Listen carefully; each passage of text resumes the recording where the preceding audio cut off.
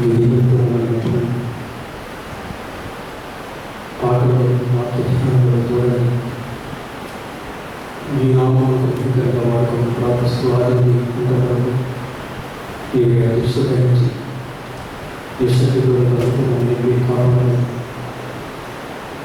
ఈ లైవ్ ద్వారా వీక్షిస్తున్న ప్రతి విశ్వాసాన్ని మీ నుంచి ఆశ్రయితాన్ని యేసు పరిశుద్ధమైన ప్రార్థన చేస్తున్నాం.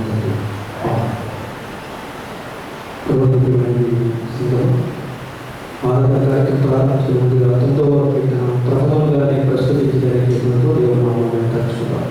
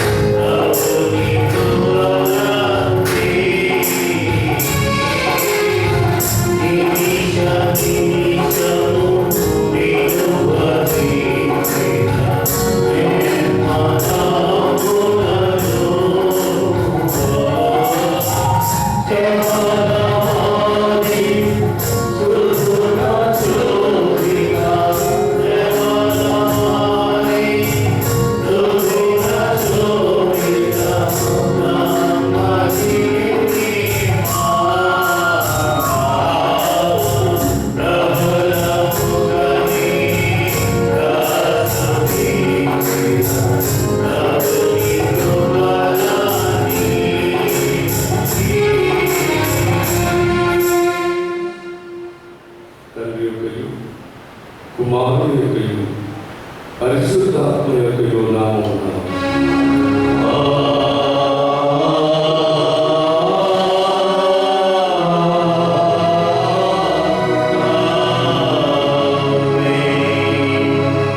నీ వెలుగు నీ సత్యము బయలుదేరచేయము. అవి నాకు త్రోవచుకును. అవి నీ పరిశుద్ధ పర్వతమునకును నీ నివాస స్థలములకు నన్ను తోడుకోవచ్చు. అప్పుడు నా ఆనంద సంతోషము కలిగించే దేవుని ఎందుకు వచ్చేది. దేవా, నా దేవా, సితారా వాయించు నీవు కృతజ్ఞతాస్తుతులు చెల్లించదు. ప్రభు నన్ను ప్రియులగా యథార్థ హృదయముతో మన తండ్రైన దేవుని సమీపించి ఆయన ఎదుట మన పాపములను ఒప్పుకొని మన ప్రభు అయిన యేసు క్రీస్తు పేరిట మనకు క్షమాపణ దయచేయమని వేడుకుంటున్నాము.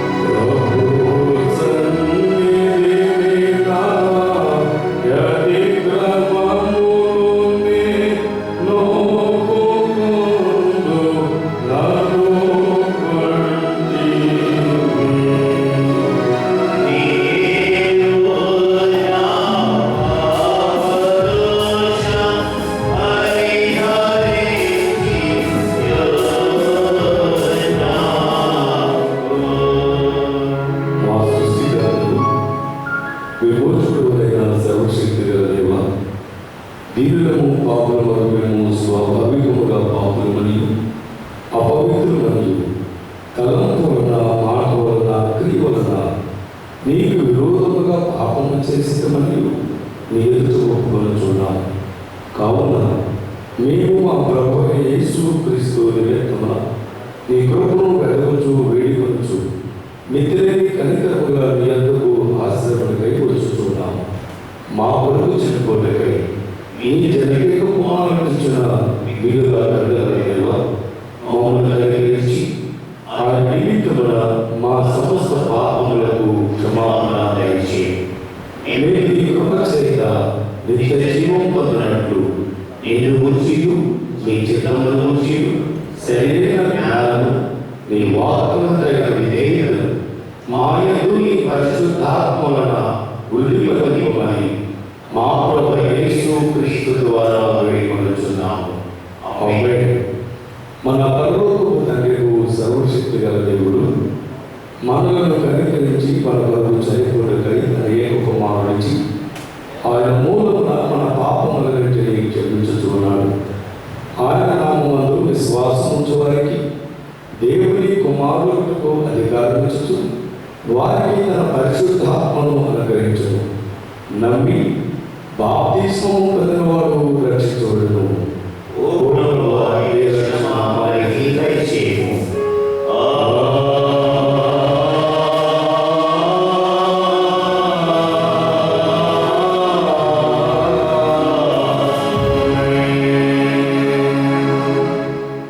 యెహోవా నాకు వెలుగును రక్షణై ఉన్నాడు, నేనెవరికి భయపడుతును. యెహోవా నా ప్రాణదుర్గము, ఎవరికి వెళుతును.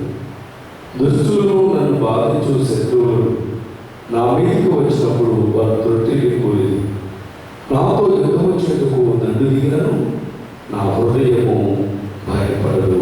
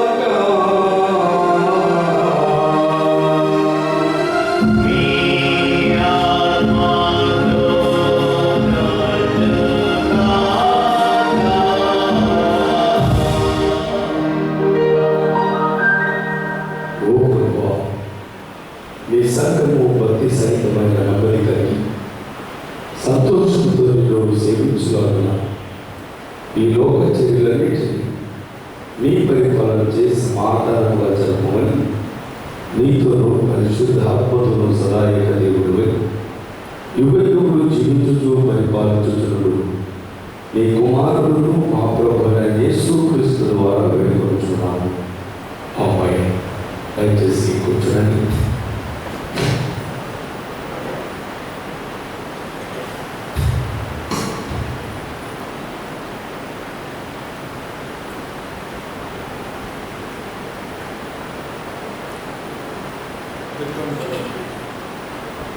తెలుగు తర్వాతి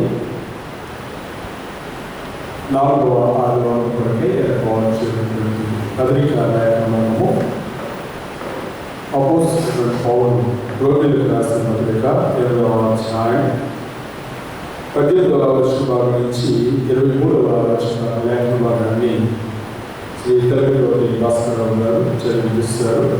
అనంతరం ప్రత్యేకమైన మాట ప్రేమ్ కుమార్ గారు.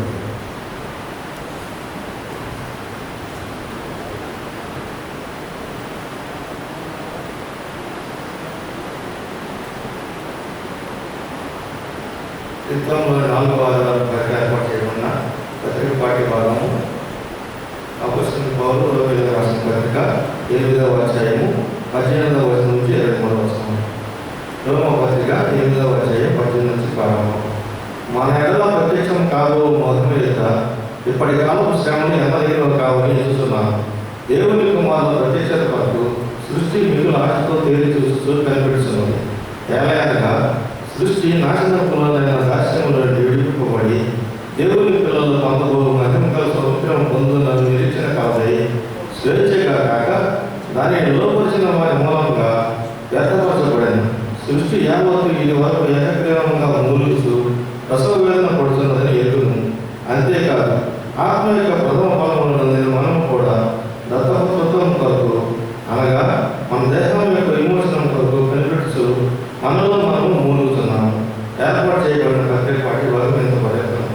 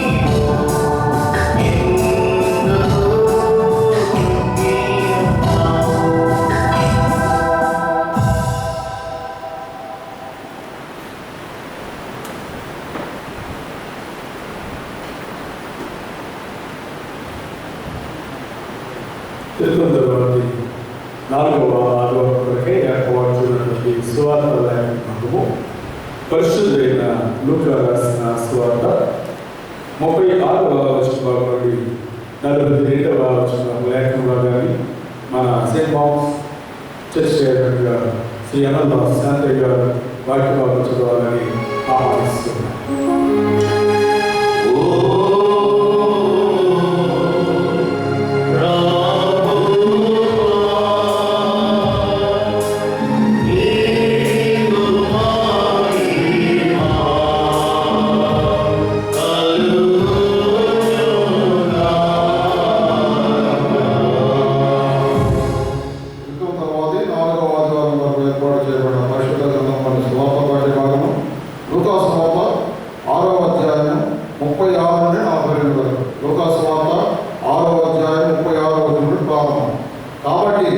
మీ తండ్రి కనికరం గలవాడైనట్టు మీరును కనికరం గలవాడైనది. తీర్పు తీర్చబడి అప్పుడు మిమ్మల్ని గూర్చి తీర్పు తీర్చబడదు. నేరం మోపబడి అప్పుడు మీ మీద నేరం మోపబడదు. క్షమించుడి అప్పుడు మీరు క్షమింపబడదు. ఇయుడి అప్పుడు మీకు ఇయ్యబడను. అణిచి కుదిరించి దిగదారునట్లు నిండు కొలతల మనుషులు మీ ఒడిలో కొలదురు. మీరు ఏ కొలతతో కొలతరో ఆ కొలతతో నేను మీకు మరలా కొలవడని నేను చెప్పాను. మరియు ఆయన వారితో ఈ ఉపమానం చెప్పాను. గుడ్డివాడికి దారి చూపగలగా వారిద్దరూ కొట్టులో పడదు కదా. శిష్యుడు తన బోధకుల నుండి అధికుడు కాడు. సిద్ధుడైన ప్రతివాడును తన బోధకుల వల్లే ఉండను. నీవు నీ కంటిలో ఉన్న దూరమును ఎంచగా నీ సహోదరి కంటిలో ఉన్న మనసును చూడనేలా. నీ కంటిలో ఉన్న దూరమును చూడగా నీ సహోదరుడా నీ కంటిలో ఉన్న మనసును తీర్చివేయమని నీవు ఎలాగో చెప్పగలవు. వేషధారి మొదట నీ కంటిలో ఉన్న దూరము తీసివేయము. అప్పుడు నీ సహోదరి కంటిలో ఉన్న మనసును తీసివేయటకు నీకు తేటగా కనబడను. నేటి దినంలో ఏర్పాటు చేయబడిన స్వార్థ పాఠ్య భాగం ఇంత ప్రయోజనం.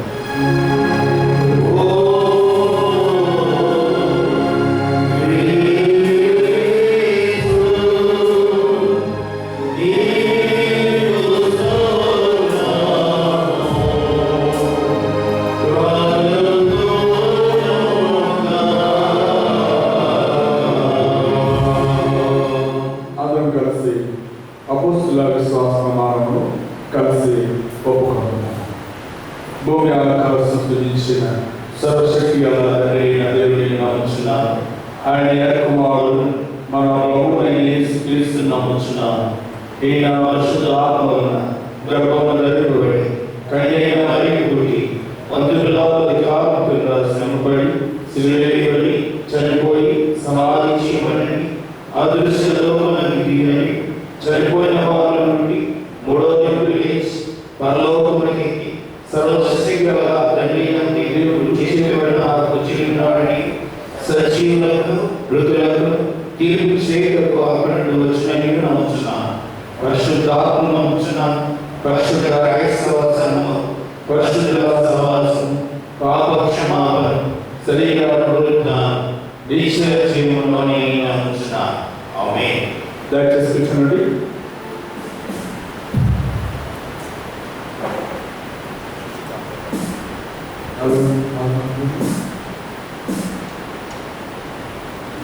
ప్రోగ్రాంలో ఉండేటువంటి దేవుని విడుదల విభజించిన సమయంలో దేవుని వాక్య భాగాన్ని విందాం.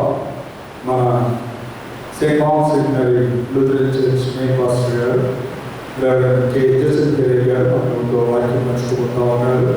వారి వాక్య సందేశానికి ముందుగా ఆంధ్ర క్రైస్తవ కీర్తన పుస్తకం నుంచి 442వ కీర్తన జీవితాంతం వరకు సేవ కీర్తన వారి దేవుని జీవితాంతం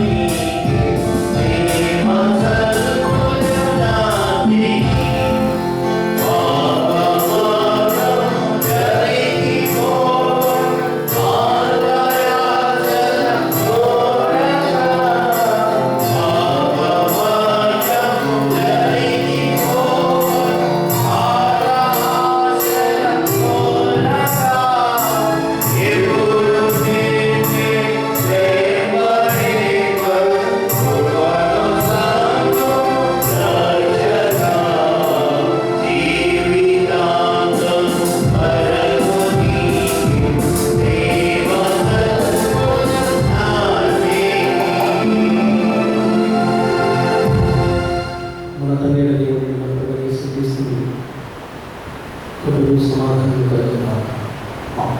దయచేసి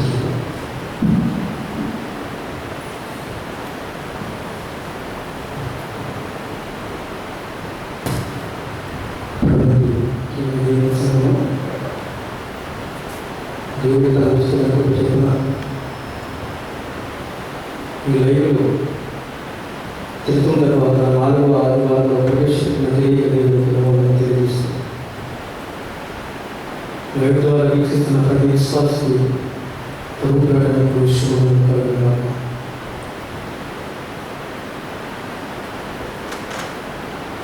ఈరోజు మనకు రెండు పక్షభాగాలు మనం గమనించినట్లయితే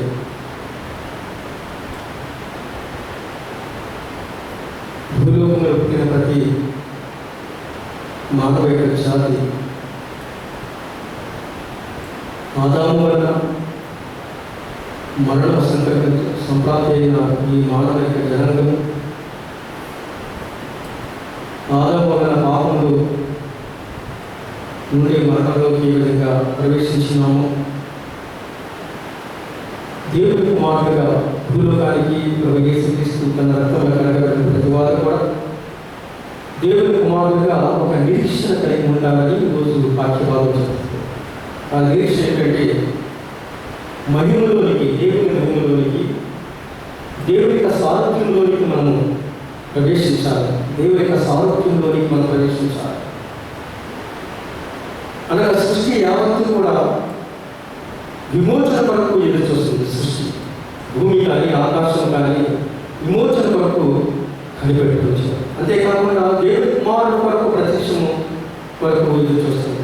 ఏమిటి ఈ విమోచన అంటే? భూమి ఆకాశంలో సృష్టించిన యెహోవా తండ్రి ఇది మంచిది అని చెప్పిన సృష్టి అయిన సృష్టికర్త మరలా విమోచన ఎందుకు అవసరమైనది? ఈ విమోచన గురించి లేక సృష్టి యావత్తు కూడా ఈ విధంగా విమోచన కొరకు ఎదురు చూడడానికి కారణం ఏంటంటే సృష్టి అంతా కూడా పాపములో నిండి ఉన్నది. ఎందుకంటే ఒక చక్కటి మాట చెప్తాడు. ఆదికాండం 3:15 అంటాడు, నీవు నీ భార్య మాట విని భార్య మాట విని తినవద్దని నేను నీకు ఆజ్ఞాపించిన వృక్షఫలము తిందువు కనుక నీ నిమిత్తం నేల శపింపబడి ఉన్నది. ప్రయాసంతో నీకు బ్రతుకు దినములన్నీ దాని పంట తిందువు. అది ముంత తుప్పలను గచ్చ పొదలను నీకు మొలిపించును. పొలంలోని పంట తిందువు. నీవు నేలను తిరిగి చేడు వరకు నీ ముఖము చెమట కాచి ఆహారమును తిందువు. నిజమే, భూమి మీద ముంట తుప్పలు గచ్చ పొదలు లేనే లేవు. కారణం ఏంటంటే శపింపబడిన భూమి. అప్పటి నుండి దాస్యం మొదగా మానవుడు భూలోకులు పాపానికి దాస్యుడై ఉన్నాడు. అందుకని అంటాడు, మన ఎడల ఈరోజు పాఠం, మన ఎడల ప్రత్యక్షము కావు మహిమేంట. ఇప్పుడు కాలపు శ్రమలు ఎంత దగ్గర కావాలని నేర్చుకుంటున్నాను. పౌలు చెప్తున్నాను, ఈ భూలోకంలో ఉన్న శ్రమలు అవి పెద్ద వేడి కాదు. ఆ ఒక కష్టాలు వచ్చిన మరణానికి సమీపముగా మనల్ని లాక్కొచ్చిన ఆ కష్టములు కావే కావంటున్నాడు. కనుక అపొస్తలుడైన పౌలు యొక్క నిరీక్షణ ఏంటంటే ఈ శ్రమలు పెద్దవి కావు అని చెప్తున్నారు. అంటే పౌలు యొక్క ఉద్దేశం ఏంటంటే తాను ఎప్పుడు కూడా దేవునిలో ఆత్మీయమైన మేలు అనుభవించడానికే చూస్తున్నారు. ఏంటి ఆత్మీయమైన అనుభవాలు, ఏంటి ఆత్మీయమైన మేలు అని మనం పరిశీలించినట్లయితే ఒకసారి మనం 2వ కొరింథీ పత్రిక 4వ అధ్యాయము 17వ భాగానికి మనం ఏంటంటే చెప్తారు, మేము దృశ్యమైన వాటిని చూడక అదృశ్యమైన వాటిని నిదానికి చూస్తున్నాము కనుక క్షణమాత్రం ముందు మా చులకన శ్రమ మా కొరకు అంతకంటే ఎక్కువగా నిత్యమైన మహిమ భావన కొరకు చేస్తున్నది. అనగా దృశ్యమైనవి అనిత్యములు, అదృశ్యమైనవి నిత్యములు. ఈ విషయాన్ని చాలా స్పష్టంగా తెలియపరుస్తున్నారు. శ్రమలు అపొస్తలుడైన పౌలు ఎన్నో శ్రమలు పొందారు. రాళ్ళ దెబ్బతిన్నాడు, గొడవలు దెబ్బతిన్నాడు, నిద్రహాలు లేక అనేకమైన మనకి 2 వచ్చే భాగాల్లో మనకు కనబడుతుంది. ఆయన ఎన్నో శ్రమలు పొందారు. ఆ శ్రమలన్నీ కూడా ఎనలేనివి కావు. దేవుడు క్షణికమైన ఈరోజు చూసింది అది నశించిపోతుంది. అంటే అదృష్టమైనవి కనబడేవి అవి నిత్యమే. వాటి వరకు మీరు వేగిరి పడాలి, వాటి వరకు మీరు ఆశపడాలని పౌలు చెప్తున్నారు. నిజమే, భూలోకం ఎంతో భయంకరమైన పాపముతో వెళ్ళినది. భూమి ఆకాశం కూడా ఈ రెండు కూడా ఎంతో వేదన చెందుతాయి. ప్రతి మనిషి కూడా పాపం చేస్తున్నారు. పాపం చేయగలరు ఈ ఒక్కరు లేడు భూలోకం. మాట వల్ల, చూపు వల్ల, క్రియ వల్ల దేవునికి విరోధమైన పాపం చేసి భూమికి ఆకాశానికి శ్రమ కలిగిస్తుంది. ఈరోజు మనం చూస్తున్నాం భయంకరమైన వ్యాధితో, కరోనా వైరస్తో ఎంతోమంది మృతి చెందుతున్నారు. ఎందుకు ఇది ఇలా జరిగిందని ప్రశ్నించేవారు కాదు. కానీ పాపం ఏడుచున్నది భూమిలో. ఈ పాపం వేలకుండా ఉండాలంటే దేవుని కొరకు మనం కనిపెట్టుకునే విధంగా మనం ఉండాలి. అంటే రాబోయే దేవుని కుమారులుగా పిలవడానికి ఈ పాపము భూమి ఆకాశంలో కాకుండా నీతి అనే భూలోకంలో మనం ప్రవేశించాలంటే మనం ఏం చేయాలి? ఆ నీతి అనే భూమంతా కూడా నీతితో ఎప్పుడు కలిగి ఉంటుందన్న విషయాన్ని ఇప్పుడు తెలియపరుస్తారు. 2వ పేతురు పత్రిక 3వ అధ్యాయం 11వ భాగంలో చెప్తారు. 2వ పేతురు పత్రిక 3వ అధ్యాయం 11వ భాగంలో చెప్తున్నారు. అయినను మనం ఆయన వాగ్దానాన్ని బట్టి కొత్త ఆకాశాల కొరకు, కొత్త భూమి కొరకు కనిపెట్టుచున్నాము. వాటి యందు నీతి నివసించును, వాటి యందు నీతి నివసించును. ఆ నీతి, ఆ కొత్త ఆకాశము, ఆ కొత్త భూమిని మనము వాటి కొరకు మనము వేగిరి పడగడాలి. ఈ భూమి లైవ్ అయిపోతుంది, ఈ భూమి చుట్టబడుతుంది, ఆకాశం వెళ్ళుకుంటుంది. కనుక మనం కొత్త ఆకాశం, కొత్త భూమి కొరకు చూసే విధంగా ఉండాలి. అందుకే నేను చెప్పాను మొదట, భూమి ఆకాశాలు కూడా సృష్టి యావత్తు కూడా దేవుని కుమారుని కొరకు నిర్వహిస్తున్నారు. కొత్త ఆకాశం, కొత్త భూమి ఎలా ఉంటుందో దేవుని కుమారుని ప్రతిష్ట కొరకు ఎదురు చూస్తున్నా. ఈ లోకంలో శ్రమ పడండి, అవి నా దగ్గరికి కావు. అంటే ఆ లోకంలో అనగా ఆ మహిమ రాజ్యము ఎలా ఉంటుంది? దేవుని కుమారులైన మహిమ రాజ్యంలోకి వెళ్ళాలంటే ఏం చేయాలి? యెషయా గ్రంథం 11వ అధ్యాయం 6లో చెప్తారు. మహిమ రాజ్యంలోకి మనం వెళ్ళాలంటే భూమి ఎలా ఉంటుందో తెలియపరుస్తున్నారు. యెషయా గ్రంథం 11వ అన్నాడు, తోడేలు గొర్రె పిల్లల వద్ద వాసం వచ్చి, చిరుతులు మేక పిల్లల పండుగలను, దూడయు పదవ సింహములు పెంచబడిన కోడి కూడి కొనక పాలు వాటిని తోడను, ఆవులు ఎలుగులు కూడి మేలు వాటి పిల్లలు ఒక్క చోటనే పండుగ. ఎత్తు వేయడు సింహం గట్టి వేయడు, పాలు కుడిచి పిల్ల నాగు పాము పుట్టేద్ద ఆడు, మిడలాగు పుట్ట మీద పాలు విడిచి పిల్ల తన చెయ్య చాచును. నా పరిశుద్ధ పర్వతమందు అందంతటి ఏ బంధువును హాని చేయదు, నాశనం చేయదు. ఈ మాట చెప్తున్నాడు. ఆ మహిమ రాజ్యానికి మనం వెళ్ళాలి. ఈ రాజ్యాన్ని, నీతి రాజ్యంలో మనం ప్రవేశించాలని వాక్యం ద్వారా హెచ్చరిస్తున్నారు. ప్రభుత్వ దేవుని సంగమం. ఈరోజు భూలోకం ఎంతో అపవిత్రతలో మునిగినది, అపవిత్రతలో చెందినది.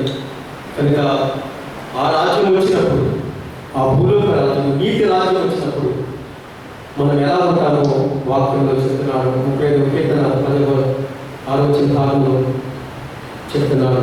5వ భాగం, ఆయన వచ్చినాను రక్షించదు. గుడ్డివారు కన్ను తెరవబడదు, చెవిటివారు చెవులు విప్పబడదు, గుడ్డివారు ఉప్పువారి గంతులు వేయు, మూగవారి నాలుగు పాడదు, అరణ్యంలో నీళ్లు ఉప్పును. దేవుని యొక్క రాజ్యము, మహిమ రాజ్యముతో మనము ఆయనలో ప్రవేశించే వారుగా ఉంటారు.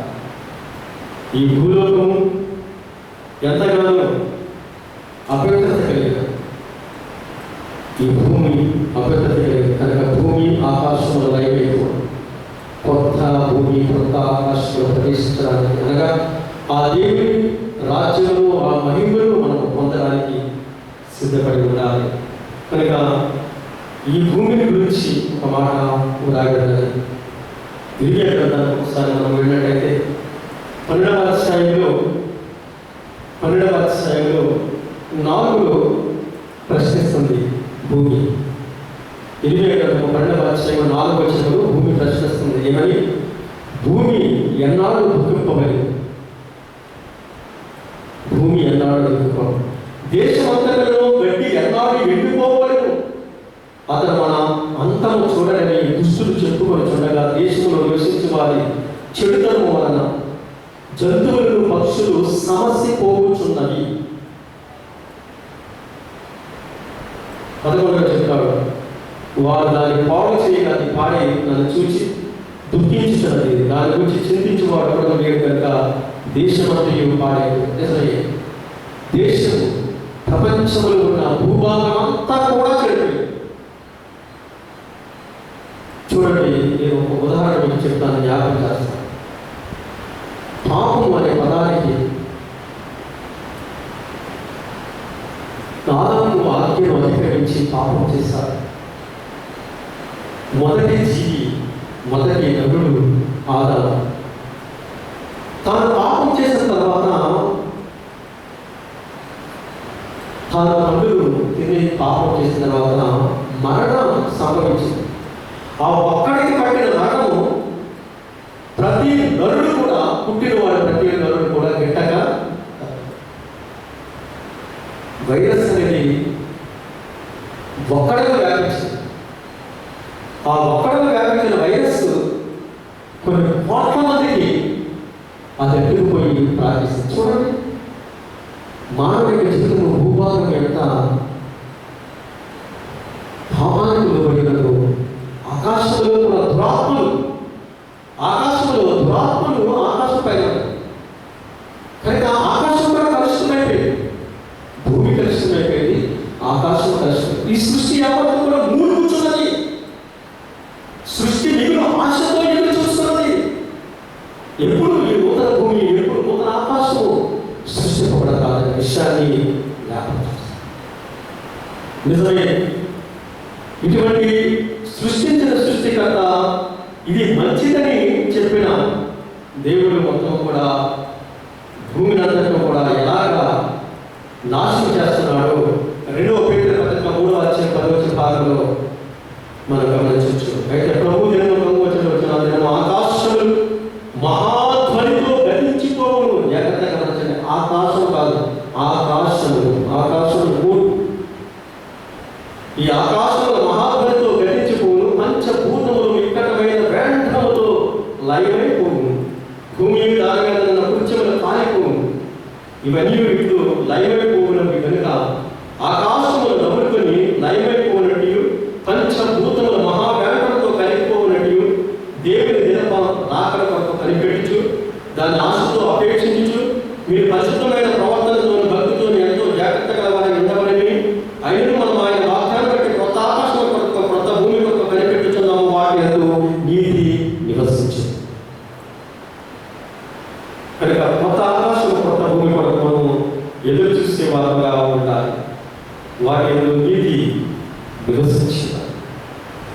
ఈరోజు మనకి ఇవ్వబడిన పాఠ్యభాగంలో కూడా గమనించినట్లయితే రోమపత్రిక 8వ అధ్యాయంలో చూసినట్లయితే మనకి రాబడిన మాట 2వ భాగంలో దేవుని కుమారుడు ప్రత్యక్ష కొరకు సృష్టి మిగిలిన ఆశతో దేవుని చూస్తూ కనిపెట్టింది. ఎలా సృష్టి నాశనకు లోని దాస్యంలో విడిపింపబడి దేవుని పిల్లలు పొందబో బయట స్వాతంత్రం పొందుతుందని నిరీక్షణ కలది. స్వేచ్ఛగా కాక దాన్ని లోపరిచిన వారి మూలంగా వ్యర్థపరచబడింది. సృష్టి యావత్తు వరకు ఏకాగ్రముగా మూలుగుచు ప్రసవగాన పడుచున్నదని ఎలుగుదు. అంతేకాదు ఆత్మ యొక్క ప్రథమ